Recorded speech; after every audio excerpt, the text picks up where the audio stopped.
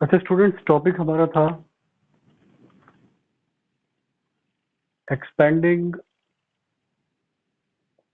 Information technology अ कर्स और blessing. ठीक है, अब इस टॉपिक को सबसे पहले तो आपने अंडरस्टैंड करना है कि ये टॉपिक किस तरह का है, किस जेनर का ये टॉपिक है और इसमें आपने क्या करना है, इसको डील कैसे करना है। सबसे पहली बात तो ये जो टॉपिक है एक्सपेंडिंग आईटी अ कर्स और अ ब्लेसिंग, ये एक स्टांस बेस्ड ऐसे है, ये एक स्टांस बेस्ड टॉपिक है। ठीक है, स्टांस बेस्ड टॉपिक से क्या मुराद कि इसमें the examiner is looking for your opinion. ठीक हो गया। स्टांस बेस्ड ऐसे जो होता है जिसमें examiner is looking for your opinion, उसकी पहचान क्या होती है? या तो उसकी सेंटर में और होता है या उसके एंड पे एक क्वेश्चन मार्क होता है, या तो उसके बीच में जो दो चीजें पूछी जा रही होंगी, both of those things will be separated by or, and at the end of the statement there will be a question mark. So that is how you can know, you can understand the stance based essay. ठीक हो गया।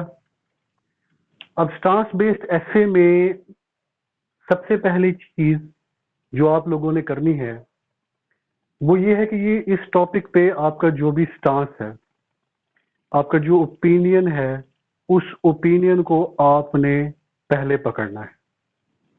Stance based ऐसे में सबसे important चीज होती है आपका ओपिनियन क्लियर होना। ओपिनियन क्लियर होने से क्या मुराद है कि आप जो आपका जो भी स्टांस है, आपका जो भी ओपिनियन है, वो आप यहाँ से और यहाँ से आपकी कन्विक्शन हो that you believe in this opinion, कि आप इस ऐसे को, इस पर्टिकुलर टॉपिक को इस कॉन्टेक्स्ट में देख रहे हैं। ठीक हो गया। जब भी आप कोई स्टांस लेते हैं या ओपिनियन लेते हैं, वो ओपिनियन या स्टांस आपका विम्सिकल नहीं होना चाहिए। वो ऐसा ना हो कि बस आपका दिल कर रहा है तो आपने स्टांस ले लिया। स्टांस तब लेना है जब आपके पास लॉजिकल आर्ग्यूमेंट्स, रेलेवेंट डाटा और स्ट्रॉन्ग कन्विक्शन मौजूद है। हवा में स्टांस नहीं लेना। माइक्रोफोन म्यूट कर दें। क्लास ज्वाइन करते साथ ही माइक्रोफोन म्यूट कर दिया करें। ठीक है, तो आज से आपकी रेगुलर क्लासेस स्टार्ट हो गई है। जी, सवाल पूछा किसी ने? आज से आप लोगों की रेगुलर क्लासेस स्टार्ट हो गई हैं।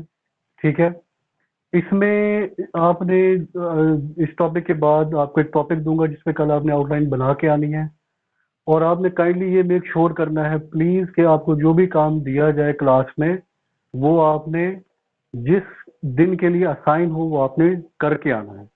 ठीक है, इसमें आपका अपना ही बेनिफिट है, तो कुछ करेंगे तो कुछ हासिल होगा।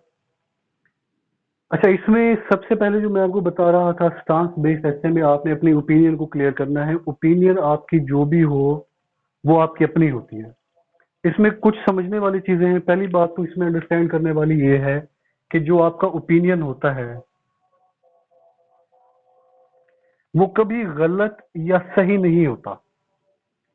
आपका ओपिनियन आपका अपना है, आप उसे गलत या सही कर सकते हैं विद योर ओन आर्ग्यूमेंट। अगर आपने जो स्टांस लिया उसको आपने प्रूव किया with relevant data, examples, quotations, references और आर्ग्यूमेंट से, तो आपका स्टांस ठीक है। अगर आपने अपना स्टांस क्लियर नहीं कर पाए किसी भी वजह से, किसी भी तरह से आपने एग्जामिनर को ये कन्विंस नहीं किया कि आपका जो भी ओपिनियन है आप उसको नहीं कन्विंस कर पाए, तो आपका ऐसे फेलिंग जोन में जाना स्टार्ट हो जाता है। ठीक हो गया। अब दूसरी बात जो इसमें स्टूडेंट्स अमूमन कंफ्यूज रहते हैं कि स्टांस क्या लिया जाए। स्टांस क्या लिया जाए एसे के अंदर, ठीक है। अब बिलफर्ज ये जो आपके सामने टॉपिक है, इस पे स्टांस जो आपके बनते हैं, किस तरह से आपने इनको लेना है।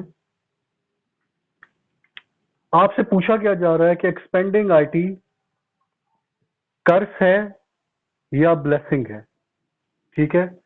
या तो आप इस पे बात करेंगे, ठीक हो गया, या तो आप ये बताएंगे कि एक्सपेंडिंग आईटी कर्स है, या आप इस पे बात करेंगे कि ये ब्लेसिंग है, ठीक हो गया।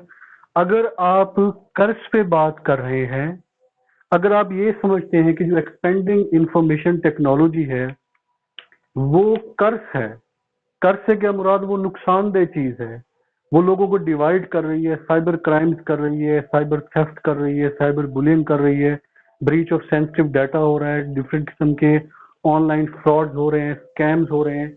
अगर तो आप ये समझते हैं कि एक्सपेंडिंग इंफॉर्मेशन टेक्नोलॉजी इंसानियत के लिए, इंसानों के लिए कर्स है, ब्लेसिंग नहीं है, नुकसानदेह चीज है, अगर आप ये समझते हैं तो आप इस ओपिनियन के साथ जाएंगे, ठीक हो गया। जब आप कर्ज की बात करेंगे तो अपने एसे में कहीं पे भी आप ब्लेसिंग का जिक्र नहीं करेंगे, not even at a single point, not even in a single paragraph आप ब्लेसिंग पे बात नहीं करेंगे। ब्लेसिंग की भनक भी नहीं पड़नी चाहिए फिर, क्योंकि आपने एक स्टांस ले लिया है कर्ज का, ठीक हो गया। दूसरा जो इस पे आप स्टांस ले सकते हैं, दैट इज ब्लेसिंग। कि एक्सपेंडिंग इंफॉर्मेशन टेक्नोलॉजी है जो है वो इंसानों के लिए ब्लेसिंग है, फायदेमंद है, इकोनॉमिक पॉइंट ऑफ व्यू से, मिलिट्री पॉइंट ऑफ व्यू से, आइडियोलॉजिकल पॉइंट ऑफ व्यू से, इंटरेक्टिव पॉइंट ऑफ व्यू से, लर्निंग पॉइंट ऑफ व्यू से, डिफरेंट पॉइंट्स ऑफ व्यू से we can see that expanding IT is a blessing at various level. Personal level पे भी है, professional level पे भी है, सोशल लेवल पे है, ग्लोबल लेवल पे है, हर लेवल पे हमें ये नजर आता है कि एक्सपेंडिंग आईटी ब्लेसिंग है।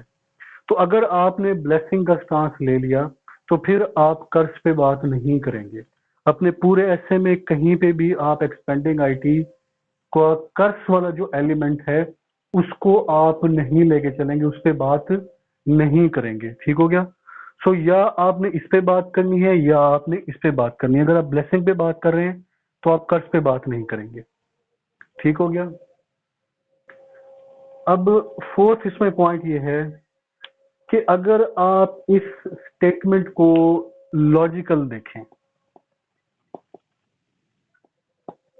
ठीक है, लॉजिकली अगर आप इस स्टेटमेंट को देखें, देखिए स्टांस लेने का बेहतरीन तरीका ये होता है कि आपने लॉजिकल रहना है, ठीक हो गया।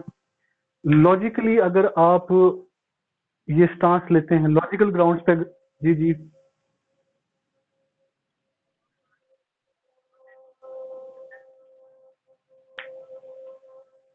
सॉरी, क्या हो रहा है यार, ये किसका माइक्रोफोन म्यूट हुआ अपना खुला हुआ है, कितनी बार आप लोगों को कहा है। अच्छा ठीक है, आप आपका क्या नाम है। अच्छा उबैर,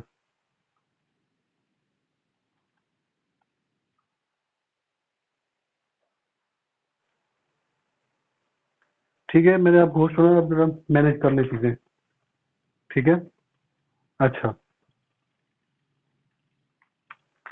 सो एक्सपेंडिंग आईटी पे हम बात कर रहे हैं। आपने जब भी स्टांस लेना है, आपने एक चीज मेक श्योर करनी है कि जो स्टांस है आपका वो स्टांस लॉजिकल होना चाहिए, लॉजिकल ग्राउंड्स पे आपने अपना स्टांस लेना है, ठीक है। अगर हम इस बात को लॉजिकली तौर पे देखें, लॉजिकली अगर हम इस बात को वे आउट करें तो हमें ये चीज नजर आती है कि जो एक्सपेंडिंग इंफॉर्मेशन टेक्नोलॉजी है इसके बेनिफिट्स भी हैं, इसके नुकसानात भी हैं, ठीक हो गया। अब बेसिकली ये 2019 का एस्से है और इस एस्से में मेरे 72 मार्क्स थे।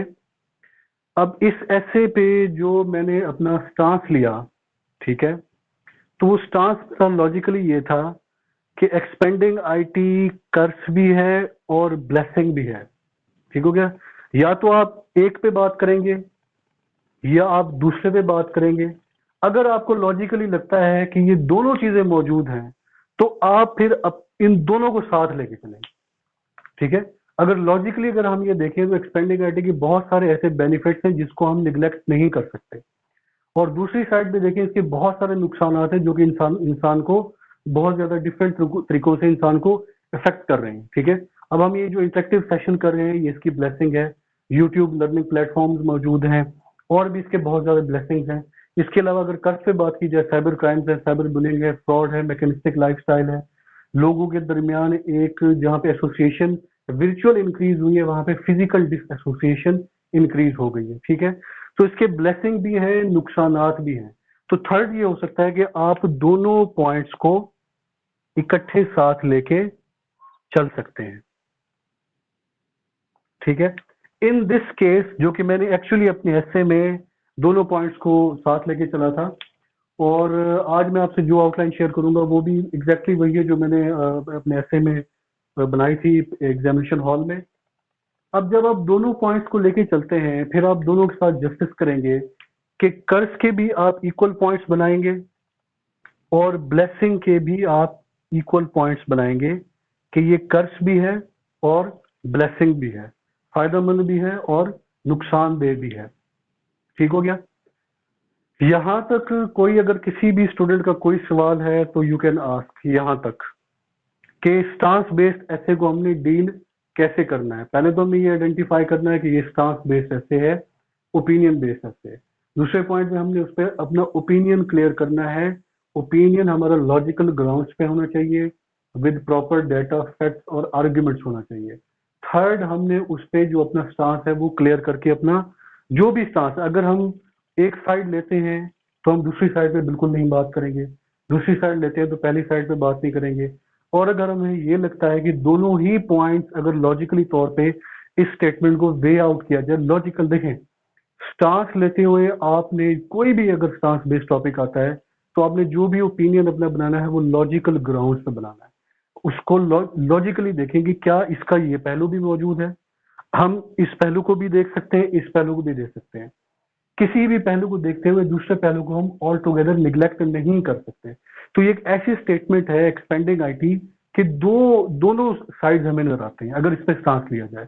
तो फिर अगर आपको ये लगता है कि इसके दोनों साइड्स मौजूद हैं तो फिर आप अपने एस्से में दोनों साइड्स को लेके चलेंगे, आउटलाइन में भी और इंट्रोडक्टरी पैराग्राफ में भी आप ये चीज क्लियर करेंगे कि एक्सपेंडिंग आईटी कर्ज भी है और ब्लेसिंग भी है। कर्ज इस तरह से है और ब्लेसिंग इस तरह से है। ठीक है, यहां तक किसी स्टूडेंट का कोई सवाल है तो यू कैन आस्क क्वेश्चन। यहाँ पे अगर कोई अगर आपका सवाल। जी वालेकुम सलाम।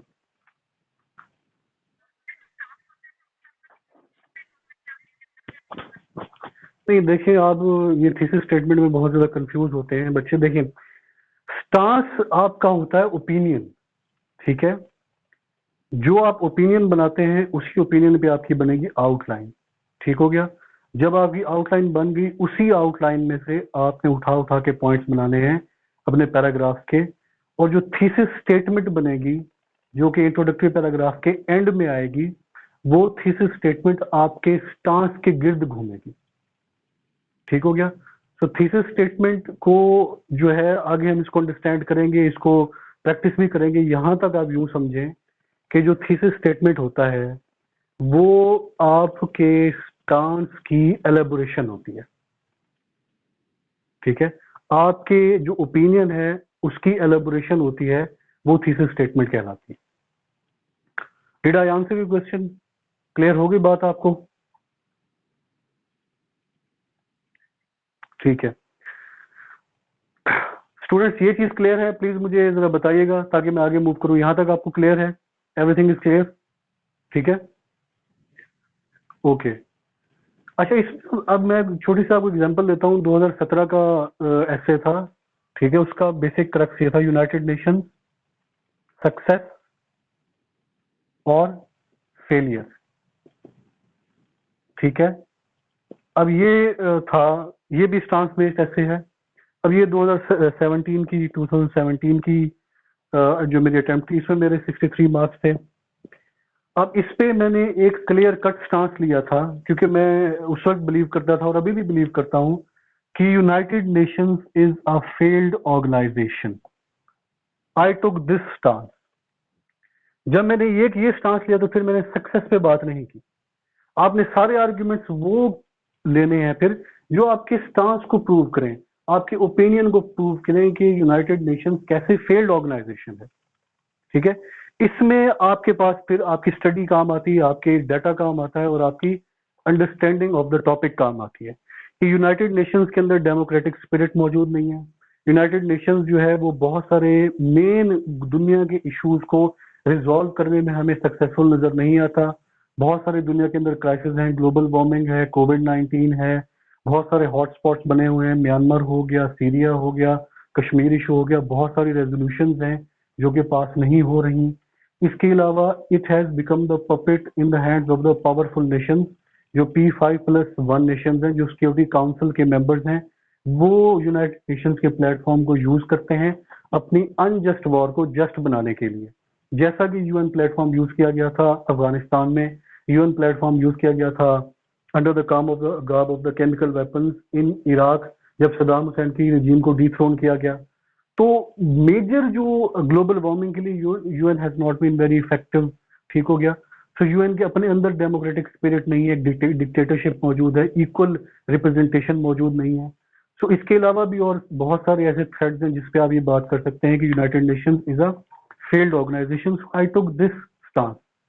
When I took this stance, I did not talk about the success. ठीक हो गया। तो इस पे आपका अपना, अगर आप लगता है कि आपको you feel and you logically feel that United Nations is a successful organization, but on the logical grounds you can go for this stance. If you think that it is successful as well as failed organisation, तो फिर आप दोनों को साथ लेके चलेंगे। ठीक है, तो फिर आप दोनों को इक्वल क्रेडिट देंगे कि इसके क्रेडिट पे बहुत सारी सक्सेस भी मौजूद है, अचीवमेंट्स भी हैं, एनी हाउ फेलियर्स भी मौजूद हैं। ठीक हो गया। इस तरह से आपने इसको स्टांस पे सेक्शन को आपने लेके चलना है। ठीक है, अब इस टॉपिक पे थोड़ा सा ब्रेनस्टॉर्म करते हैं एक्सपेंडिंग आईटी कर्स या ब्लेसिंग पे।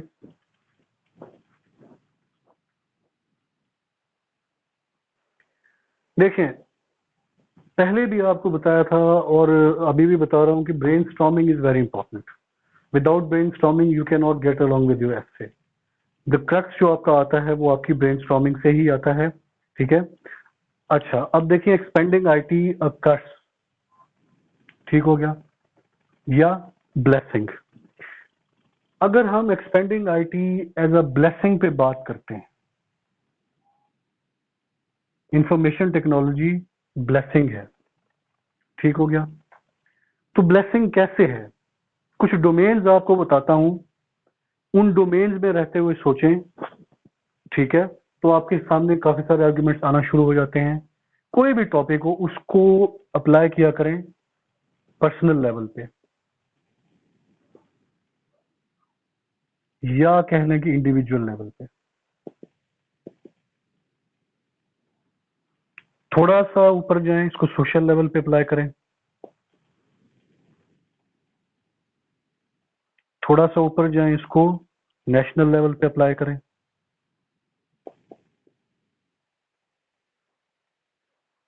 A step further, apply it at regional level.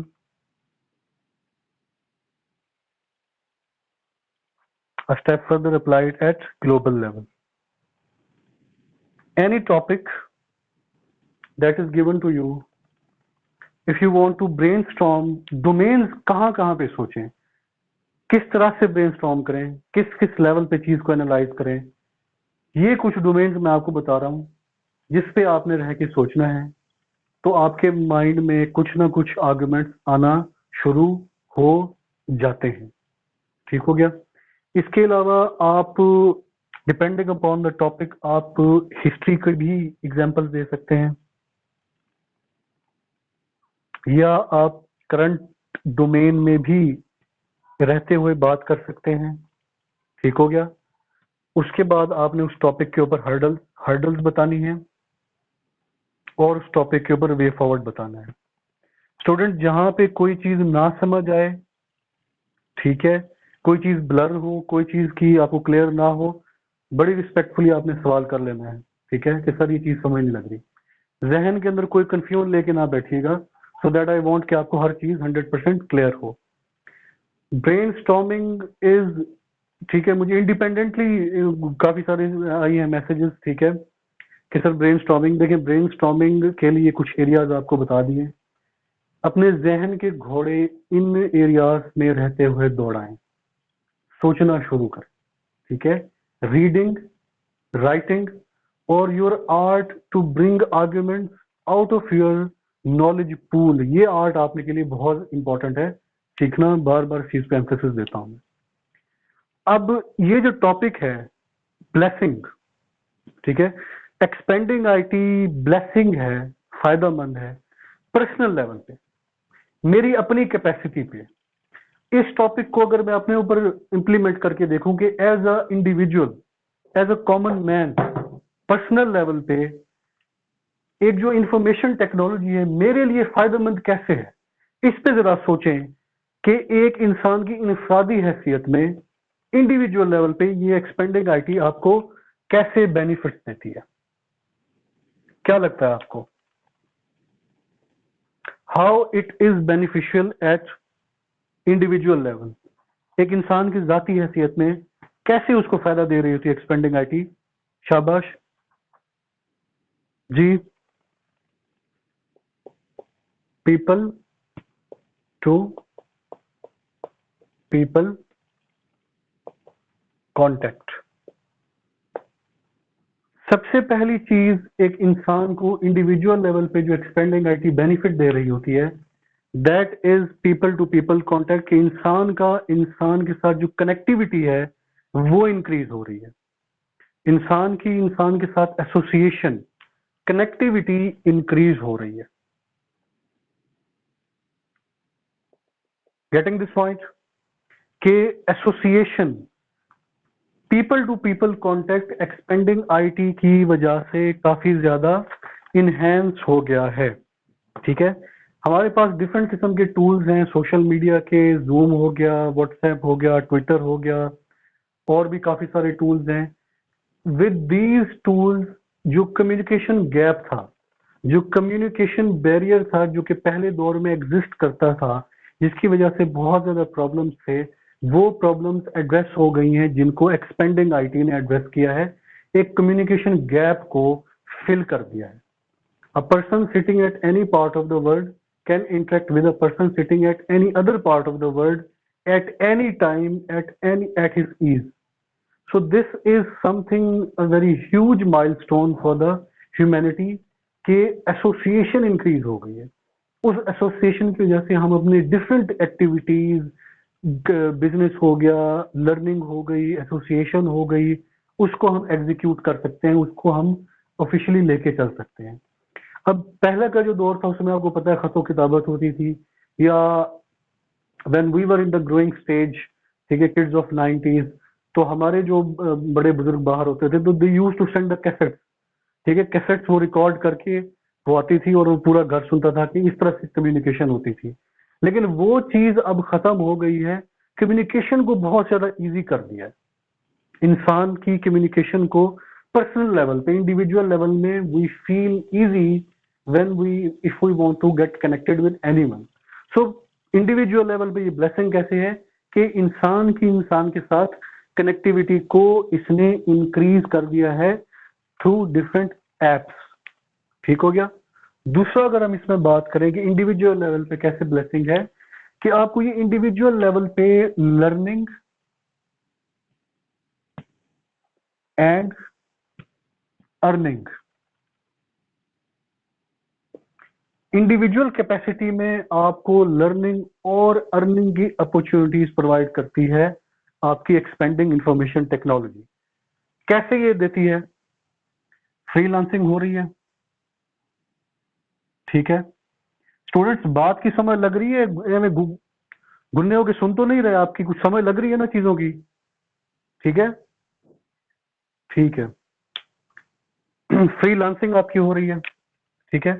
Freelancing में बांग्लादेश बहुत ज्यादा अर्न कर रहे हैं, मालदीव्स भी इसमें अब अच्छा खासा अर्न करने लगा है। पाकिस्तान के बहुत सारे स्टूडेंट्स जो हैं, ये आईटी के जो एक्सपर्ट्स हैं, ये फ्रीलांसिंग के जरिए अर्न करते हैं। बाहर की कंपनीज, बाहर की जो डेवलप्ड कंपनीज हैं, यूएसए यूके जो भी कंपनीज हैं, वो स्टूडेंट्स को टास्क देती हैं, यहाँ के लोगों को टास्क देती हैं और डॉलर्स में पे करती हैं, और वो फ्रीलांसिंग के जरिए उनके जो काम हैं वो करते हैं। अब ये इंडिविजुअल लेवल पे इसको लोग अर्निंग का एक सोर्स बना रहे हैं। अगर आपको एक चीज अर्न करके दे रही है तो वो आपके लिए ब्लेसिंग है, जिसको आप निग्लेक्ट नहीं कर सकते। तो हम इस बात को निग्लेक्ट नहीं कर सकते कि एक्सपेंडिंग आईटी ब्लेसिंग है, क्योंकि वो इंडिविजुअल लेवल पे आपके अर्न करके दे रही है। सोशल सिक्योरिटी जो है, सोशल जो कैपिटा है, वो देखें पाकिस्तान के अंदर बहुत ज्यादा अनएम्प्लॉयमेंट है, ठीक हो गया। बहुत सारी डेवलपिंग कंट्रीज हैं which are facing unemployment at various level.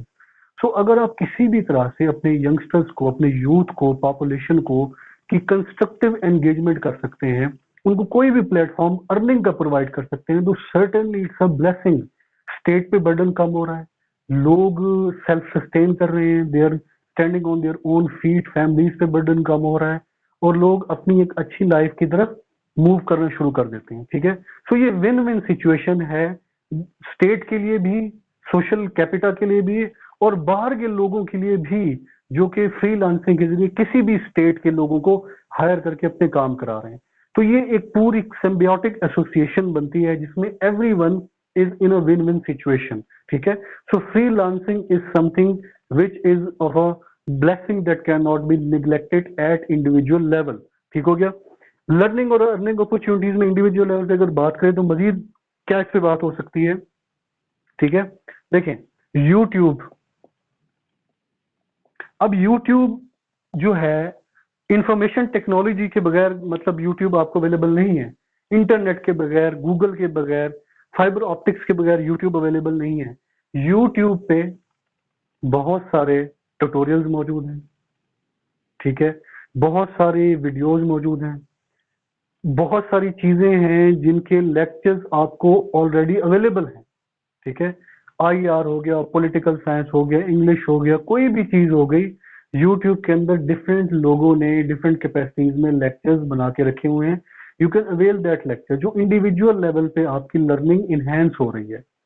आपको you do not have to, मतलब बड़े बड़े अच्छे स्कॉलर्स के, राइटर्स के, और बड़े बड़े अच्छे यूनिवर्सिटीज के लोगों ने डिफरेंट इश्यूज पे लेक्चर्स बना के रखे हुए यूट्यूब पे अवेलेबल है।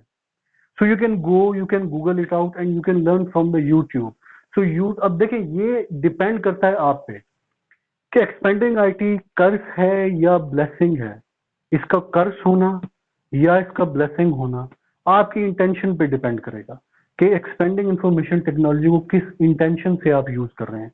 अगर तो आप उसको लर्निंग के इंटेंशन से यूज कर रहे हैं तो ये आपके लिए ब्लेसिंग है। अब यूट्यूब को निफेरियस एक्टिविटीज के लिए भी इस्तेमाल किया जा सकता है, इसको लर्निंग के लिए भी इस्तेमाल किया जा सकता है।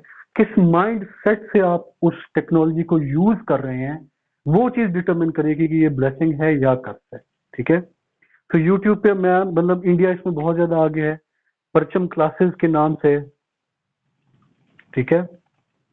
परचम क्लासेस के नाम से एक वेबसाइट है यूट्यूब पे जो कि बहुत ज्यादा इंफॉर्मेटिव है, जिसमें ऑनलाइन ट्यूटोरियल्स पड़े हुए हैं। आपको पूरी दुनिया में, मतलब है कि करंट अफेयर्स की तैयारी कराई जाती है और डिफरेंट जो जीके बेस्ड क्वेश्चंस हैं, if you are interested in one paper MCQs, so Parcham classes very effective platform. इसके अलावा लॉ के ऊपर, हर चीज के ऊपर यू गेट इंफॉर्मेशन, हर चीज के ऊपर आपको लेक्चर अवेलेबल है, ठीक हो गया। So YouTube again is a very अच्छा। इसके अलावा ये लर्निंग के अलावा अर्निंग अपॉर्चुनिटी भी है। You can make your own YouTube channel, आप उसके ऊपर वीडियोस लॉन्च कर सकते हैं। जिस तरह के बहुत सारे लोगों के अंदर अब ये रुझान बढ़ता जा रहा है, इंक्लिनेशन बढ़ती जा रही है अपने अपने टैलेंट्स को शो करने के लिए, अपने अपने एरियाज ऑफ इंटरेस्ट को डिफाइन करके लोग इस पे बहुत ज्यादा वीडियोस अपलोड कर रहे हैं। और जब एक सर्टेन व्यूअर्स बनते हैं और एक सर्टेन लेवल पे जाके ये फिर it becomes N earning platform, so it start repaying you, ठीक है। सो ये आपका एक नया वेंचर ओपन हो रहा है जिसमें आप अर्न भी कर रहे हैं, आप लर्न भी कर रहे हैं। It's a win win situation, ठीक है। वो लोग जो कि किसी भी तरह से क्लास नहीं लग सकते या कुछ भी है, तो वो यूट्यूब पे जाके लेक्चर वगैरह ले सकते हैं, ठीक है।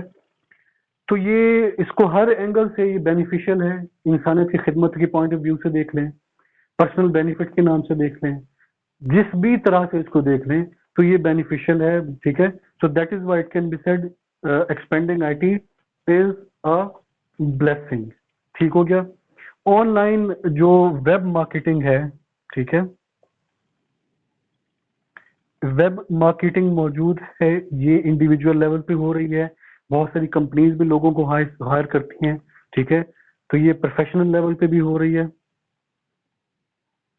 और पर्सनल लेवल पे भी हो रही है।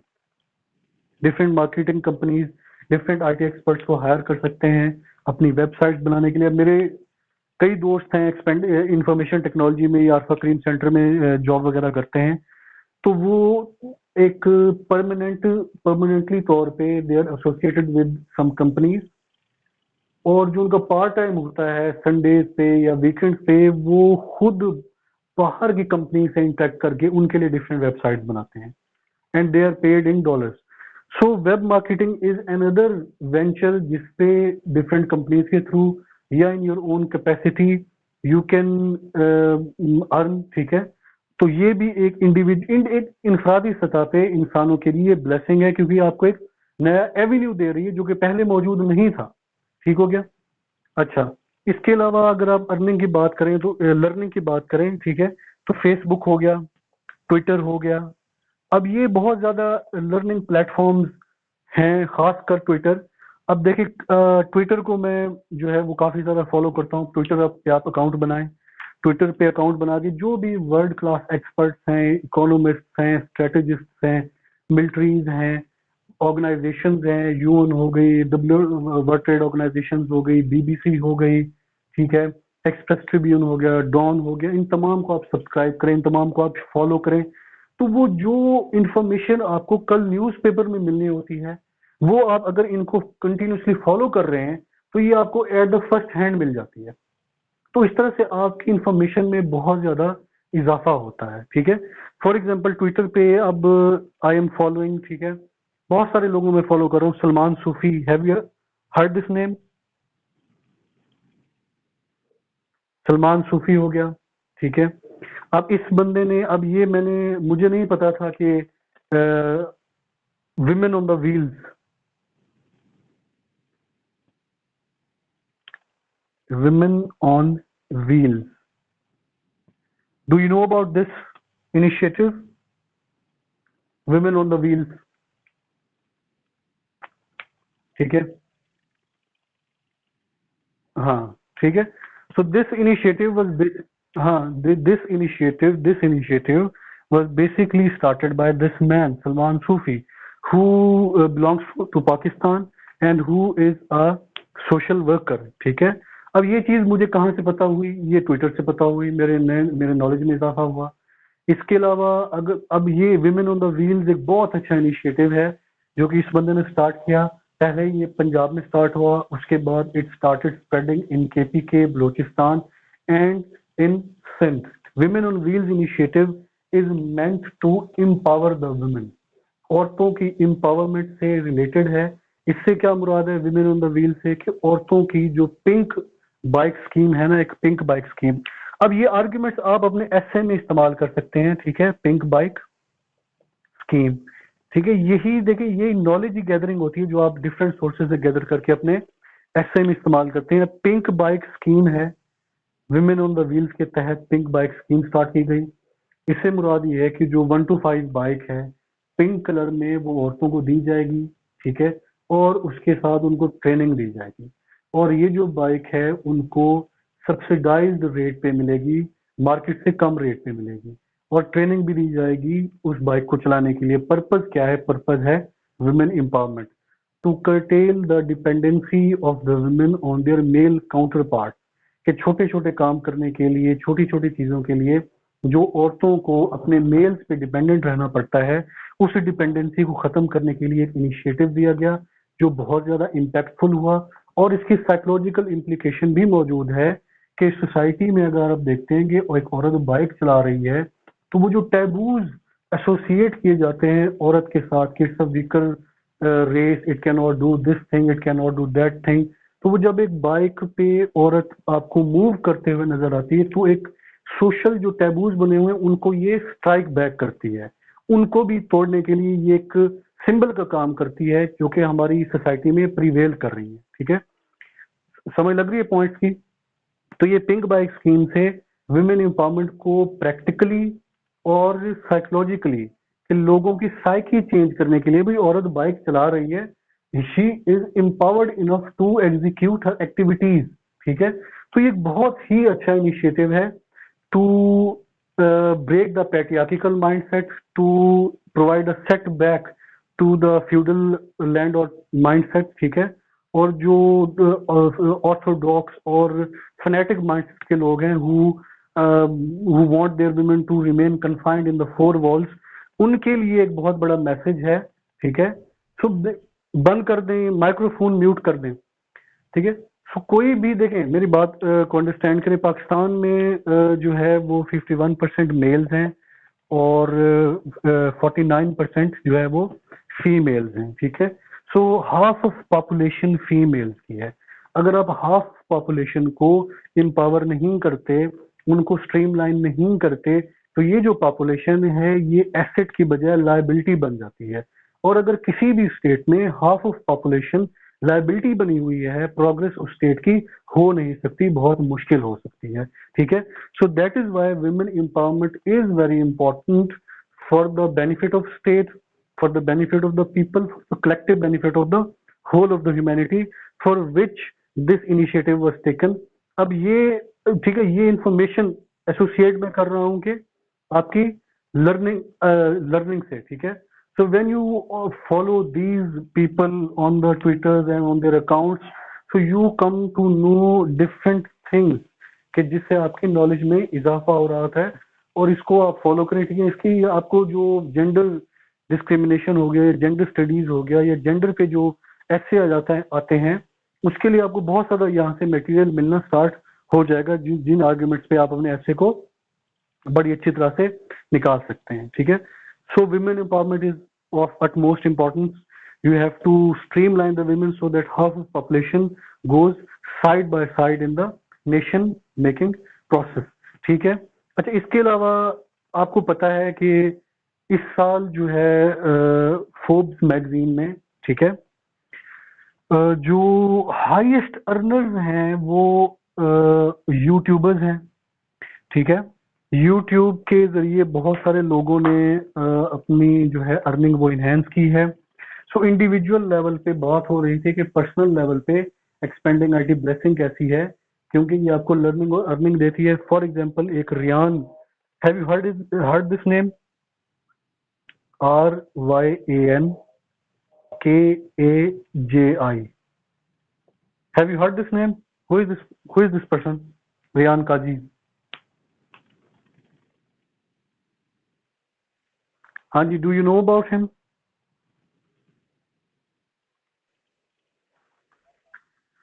देखिए, it's a boy who belongs to California. ठीक है, कोई 7-8 साल इसकी उम्र है, और यूट्यूब के जरिए इसने $26 मिलियन अर्न किए हैं। ठीक है, सो क्या करता है ये, मतलब ये टॉयज का कोई इसने चैनल अपना बनाया हुआ है, और वो टॉयज ले आके उसको खोलता है और उस पर बातचीत करता है और बच्चों को एंगेज करता है। मतलब देखें, कोई भी चीज जो है वो फिर चल पड़ती है, तो इस तरह से होता है। तो ये टॉयज का उसने अपना एक चैनल बनाया है जिसको बहुत ज्यादा व्यूअरशिप मिली है। सो इंडिविजुअल कैपेसिटी में अब ये बच्चा है, इस तरह के और भी बहुत सारे हैं जो कि हाईएस्ट अर्नर है from the YouTubers. $26 million in year, इस साल में इसने इतने ज्यादा मतलब अर्न किए। इसके अलावा और भी बहुत सारे थे down the line from various countries, I do not remember the names. ठीक है, I will provide you the data, pictures में वो करंट अफेयर्स की जो मैं बनाता रहता हूँ, तो वो पिक्चर्स मैं आपको शेयर कर दूंगा। तो आप देखें, ये एक पोटेंट अर्निंग प्लेटफॉर्म है जिसमें आप एक चैनल लॉन्च करके किसी भी चीज को आप पोर्ट्रे करके आप अपनी व्यूअरशिप इनहेंस करके अर्न कर रहे हैं। इसके अलावा जब आप मतलब है कि इट गेट्स वायरल, ठीक है, तो वो चीज फिर डिफरेंट कंपनीज भी आपको एज ब्रांड के तौर पे लेती है, और वो भी वहां से भी आपकी अर्निंग स्टार्ट हो जाती है।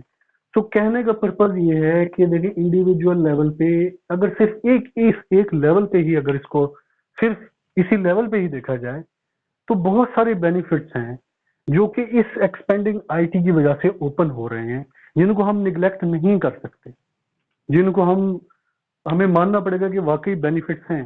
तो certainly expanding information technology is a blessing eight personal level. ठीक हो गया? Getting this point? Personal level पे ये ब्लेसिंग है। अच्छा, अगर इसी तरह हम इसको देखें हैं सोशल लेवल पे, सोसाइटी के लेवल पे अगर हम इसको देखें तो हमें बहुत सारे बेनिफिट्स नजर आते हैं एक्सपेंडिंग इंफॉर्मेशन टेक्नोलॉजी के एट सोशल लेवल। सोसाइटी पे अप्लाई करें इसको जरा। ठीक, when a group of people are living together they formulate a society. ठीक हो गया?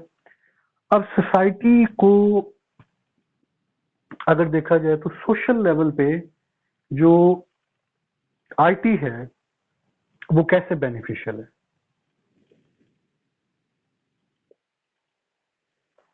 शाबाश, कैसे एक सोसाइटी के लिए एक्सपेंडिंग आईटी बेनिफिशियल है?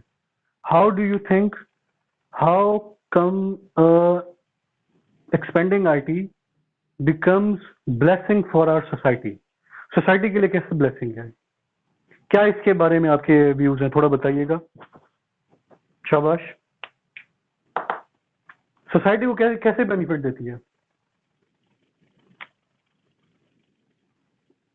यार ब्रेनस्टॉर्मिंग करनी पड़ेगी आपको, सोचा करें। ठीक है, देखें सोसाइटी की अगर हम बात करते हैं, डिफरेंट सोसाइटीज हैं, सोसाइटी के अंदर जो लोग हैं उनकी कनेक्टिविटी को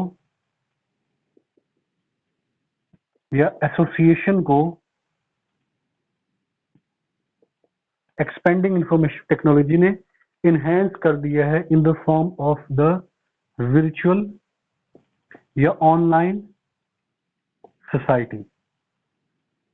लाइफ बिजी हो गई है, मैकेनिस्टिक लाइफस्टाइल है, बहुत ज्यादा तेज हो गई है, बहुत सारी एक्टिविटीज चल रही हैं। अब लोगों के पास day to day basis interact करने के लिए टाइम नहीं रहा।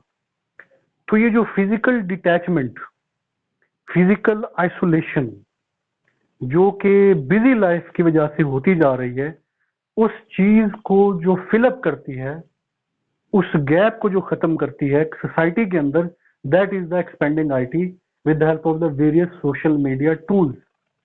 कि पूरी सोसाइटी, एक तो है फिजिकल सोसाइटी जो हम मौजूद हैं, एक वर्चुअल सोसाइटी है जो कि ऑनलाइन सोसाइटी है।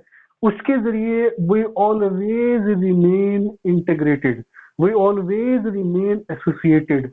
कोई भी चीज होती है, कोई भी इवेंट होता है, कोई भी हमें वो पूरी सोसाइटी में पोर्ट्रे होता हुआ नजर आता है। कहीं भी कोई चीज होती है तो it spreads like a fire in the society. पूरी सोसाइटी उससे वेल अवेयर हो जाती है।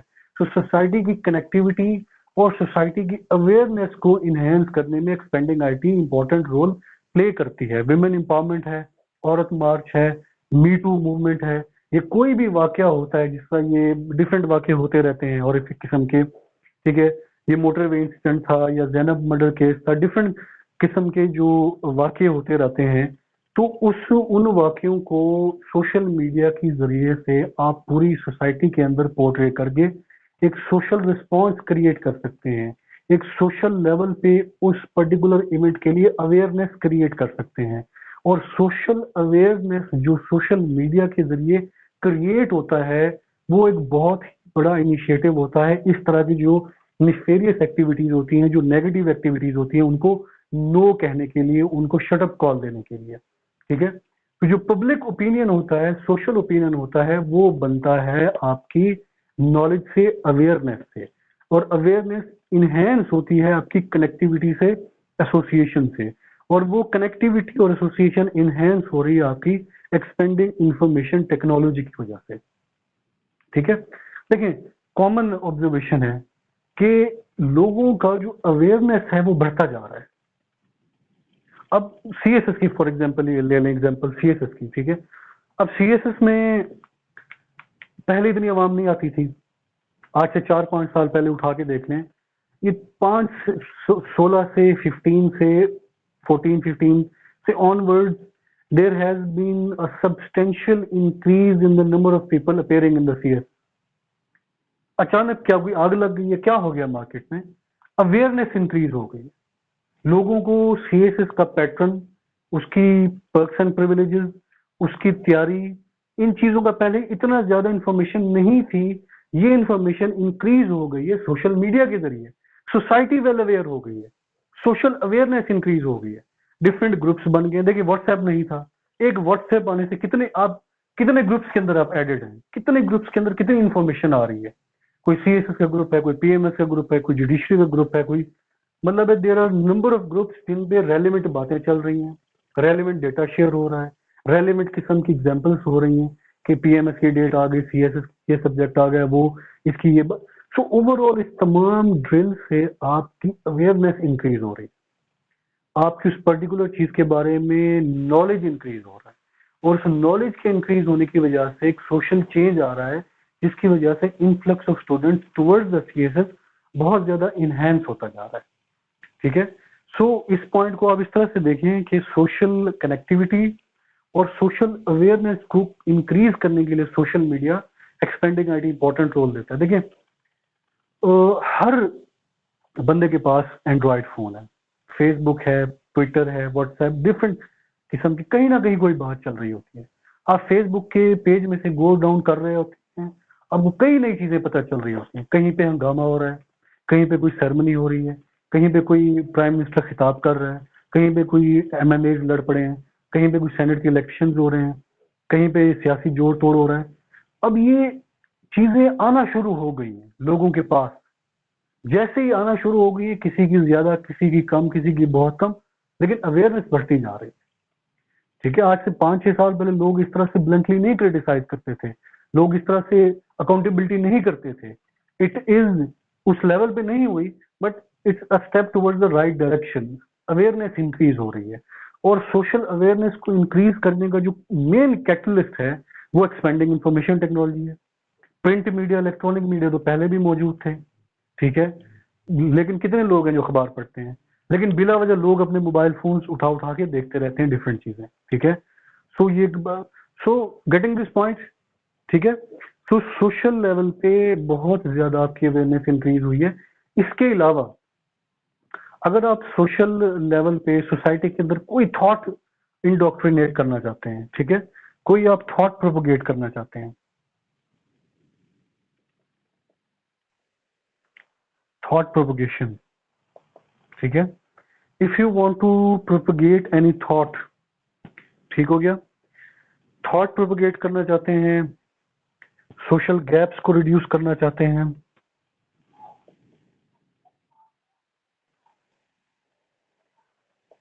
किसी आइडियोलॉजी को इनकलकेट करना चाहते हैं,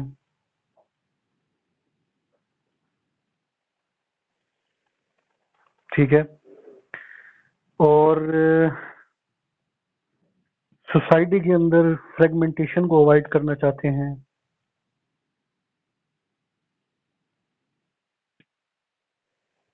ठीक है, तो आपको सोशल मीडिया की जरूरत पड़ती ही पड़ती है। पॉलिसी इंप्लीमेंट करनी है, पॉलिसी इंप्लीमेंट करने से सबसे बेहतरीन तरीका यह है कि उस पॉलिसी के फेवर में पब्लिक ओपिनियन क्रिएट किया जाए। पब्लिक ओपिनियन अगर क्रिएट होगा उस पर्टिकुलर पॉलिसी के फेवर में, तो उस पॉलिसी को इम्प्लीमेंट करना बहुत ज्यादा आसान होगा, क्योंकि एंटी वो पॉलिसी ओपिनियन नहीं होगा और पॉलिसी इफेक्टिवली रन करे।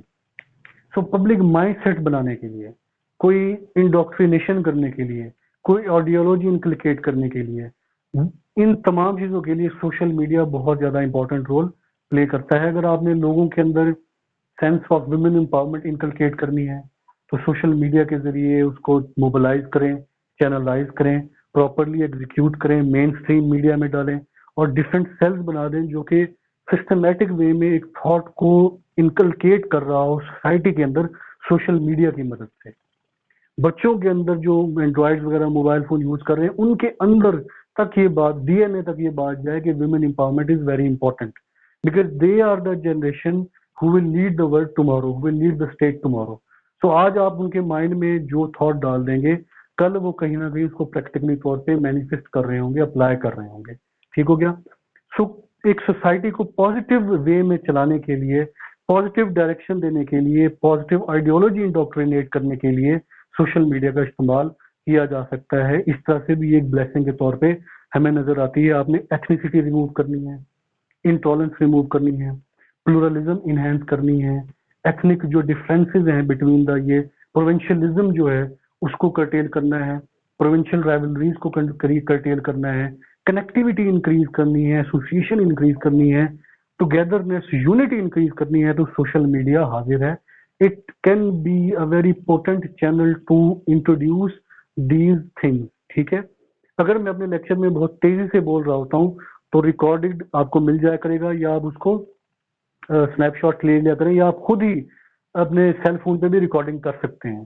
ठीक है। अपने ये उस पे जाके, और स्क्रीन रिकॉर्डर आपको पता है, ठीक है, उससे भी आप बाद में सारी चीजें सुन सकते हैं। ठीक हो गया।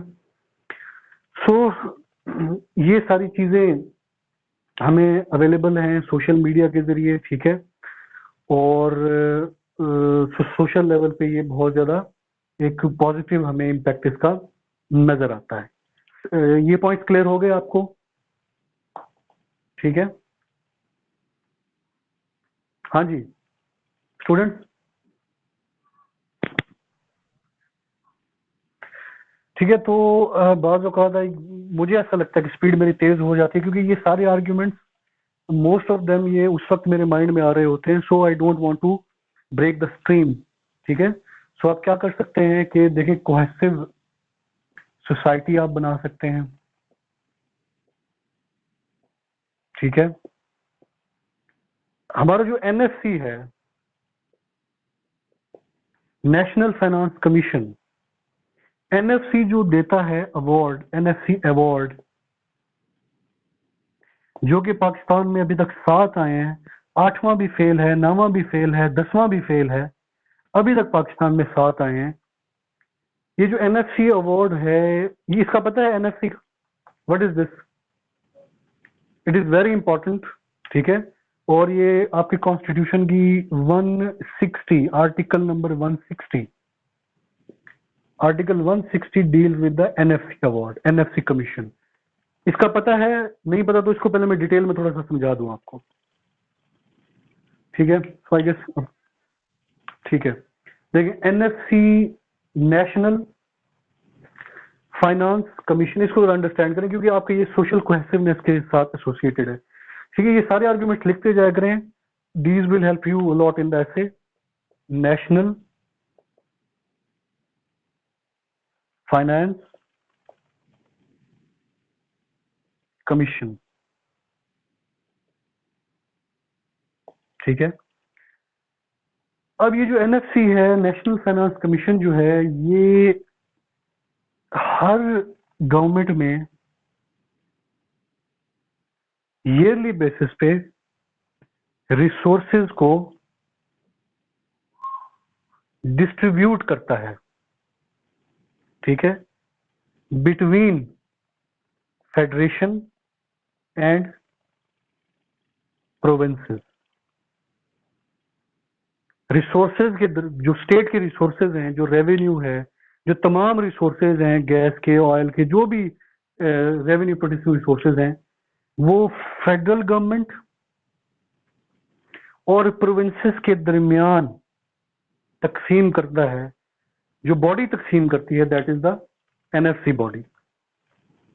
और ये जो तकसीम होती है उसको कहते हैं, जो मुसवदा तैयार होता है, that is called NFC award, NFC award. ठीक है। फेडरल और प्रोविंसेस के दरमियान जो डिस्ट्रीब्यूशन है, इसको हम कहते हैं वर्टिकल डिस्ट्रीब्यूशन। फेडरल और प्रोविंसेस के दरमियान एसेट्स की जो डिस्ट्रीब्यूशन है, that is the vertical distribution.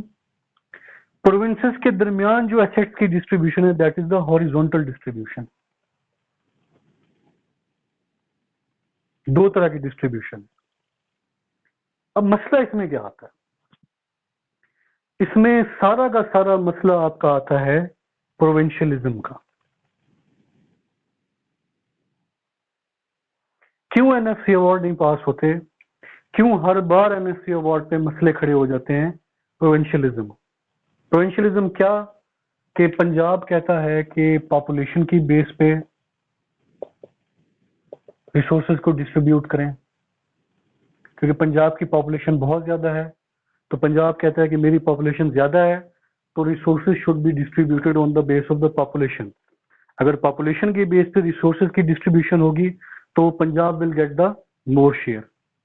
Balochistan का एक और क्लेम है, बलूचिस्तान कहता है कि रिसोर्सेज की डिस्ट्रीब्यूशन होनी चाहिए एरिया की बेस पे, कि जिस प्रोविंस का एरिया ज्यादा है उस प्रोविंस को ज्यादा रिसोर्सेज मिलने चाहिए, क्योंकि उसका एरिया ज्यादा है, वहां पे पॉवर्टी ज्यादा है और उसने बड़े एरिया को इंप्रूव करना है, वहां पे इंफ्रास्ट्रक्चर डेवलपमेंट करनी है, तो इसलिए बलूचिस्तान को ज्यादा रिसोर्सेज मिलने चाहिए। तो बलूचिस्तान क्या कहता है? एरिया के बेस पे रिसोर्सेज। केपी केपी के कहता है रिलेटिव बैकवर्डनेस,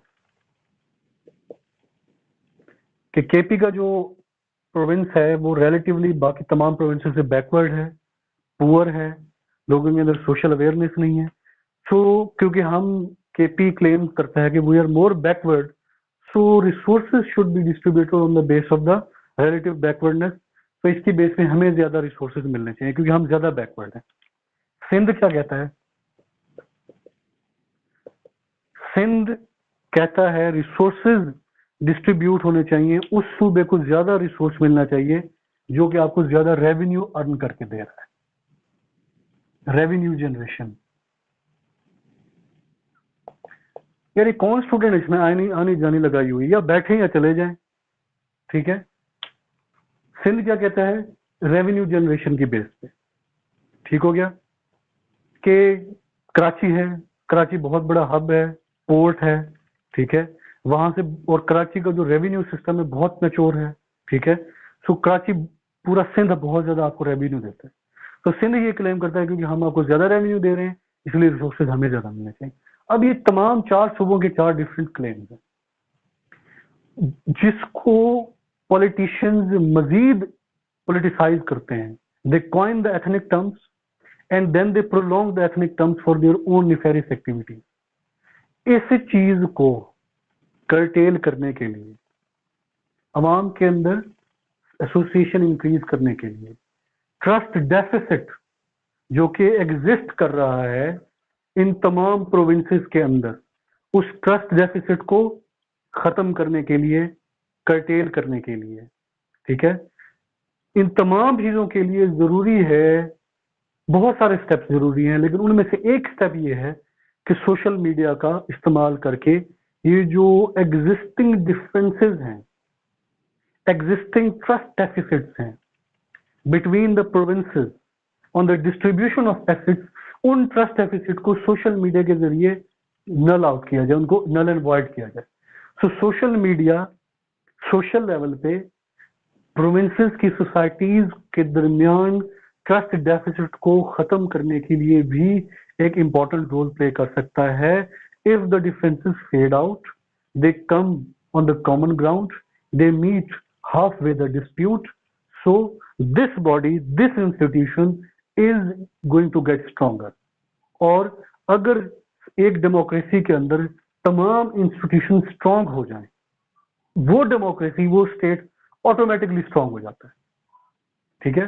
तो इन तमाम चीजों के लिए बहुत सारे स्टेप्स हैं, उनमें से एक स्टेप ये भी है कि सोशल मीडिया को आप सोशल लेवल पे प्रोपोगेट करके ये चीज इंप्रूव कर सकते हैं, ठीक है। तो याद रखेंगे जो एक स्टेट होता है, जो डेमोक्रेसी है, जो पॉलिटिकल स्टेट जो होती है, उसकी स्ट्रेंथ डिपेंड करती है सेपरेशन ऑफ पावर पे। सेपरेशन ऑफ पावर से क्या मुराद? कि हर इदारा अपनी डोमेन में काम कर रहा है, उसकी पावर अलग है, उसकी पावर अलग है, उसकी पावर। जुडिशियल एक्टिविज्म नहीं हो रहा, जुडिशली एग्जेक्टिव में नहीं जाके काम कर रही, एग्जेक्टिव जुडिशरी को नहीं मिलाइन कर रही, election commission of Pakistan military के इन्फ्लुएंस में नहीं काम कर रहा, फ्री एंड फेयर इलेक्शंस करा रहे हैं। मिलिट्री जो है वो लोगों को, जो पार्लियामेंट है उसको हैरेस करके अपनी मर्जी का मैंडेट नहीं ले रही, मिलिट्री को नहीं लेके आ रही। मसाइल सारे तब ओरिजिनेट होते हैं जब इंस्टीट्यूशन दूसरे की पावर के ऊपर इंक्रोच करती है। हर इदारा अगर अपनी अपनी डोमेन में काम करे, अपनी अपनी डोमेन में काम करे, अपनी डोमेन में परफेक्ट काम करे, बस अपनी ही डोमेन में, तो चीजें